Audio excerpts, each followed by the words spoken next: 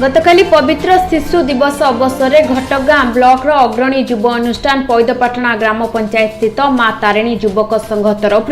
आदिवासी जनजाति कहुवा जुआंग संप्रदायर लोके बसवास करुवा पुरुमुंडा पंचायत एक अपहंच पहाड़ पर्वत घेरा गयळमुंडा ग्राम प्राथमिक विद्यालय ठारे शिशु दिवस पालन अवसर में क्लब तरफ एक सभार आयोजन करा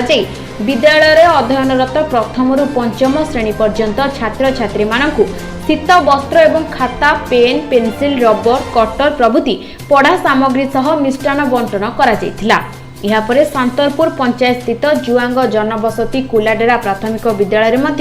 खाता पेन पेंसिल रबर कटर आदि बंटन करा आयोजित सभारे मुख्य अतिथि भावे वरिष्ठ सांबादिक नृसिंहनाथ सिंह सम्मानित अतिथि भावे सांबादिक नीलमणि मंडल भवानी शंकर महंत जगबंधु महंत अभिमन्यु राउत प्रमुखों सह उक्त विद्यालय प्रधान शिक्षक मंडुआरी मुंडा और भाषा शिक्षक फणीभूषण जुआंग प्रमुख उपस्थित रही एपरि एक दुर्गम अंचल जोठारे कि आज भी सरकारी योजनार अपहंच सेभली अंचल पिलांक शिक्षा प्रति आग्रह वृद्धि एवं पिलांक उत्साहित करिवार एहिपरि अभिनय प्रयास को प्रशंसा एवं आगकू एपरि महत्त कार्य जारी रखिबाकू कहबा सह शिशु दिवस पालनर महत्व पिलामानंकू बुझाइथिले। अन्यमानक मध्यरे क्लबर उपसभापति विपिन बिहारी महंत एवं सक्रिय सदस्य नवकिशोर नायक टिकन नायक गोवर्धन नायक समेत 20 रु ऊर्ध्व सदस्य उपस्थित रहिथिले। मां तारिणी यूथ क्लब पैदापाटना तरफ आजिकार पवित्र शिशु दिवस उपलक्षे आमे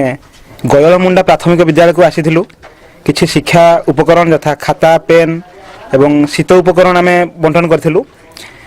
एठिका शिशु मानकर ए शिशु दिवस उपलक्षे एतिकी आमर मां तारिणी यूथ क्लब तरफ उपहार सेमानकर किंती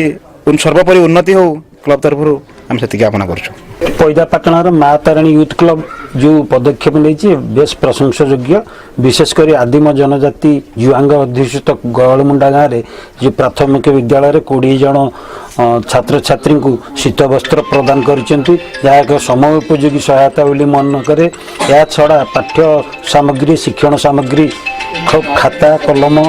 पेंसिल इत्यादि देइचंती ता समान को बेस सहायक हेबो। जो पिला माने खाता टे किनिया को अभिभावक सामर्थ्य नथिला सेमान आज गोटे युवक संघर सहायता माध्यम रे पाई परिचंती ए पिला मान को उत्साहित करछि समान को अभिभावक मान को मध्य उत्साह देछि। एक महत् पदक्षेप। घटगांरू विपिन बिहारी महंतଙ୍କ रिपोर्ट ओडिशा विजन टीवी।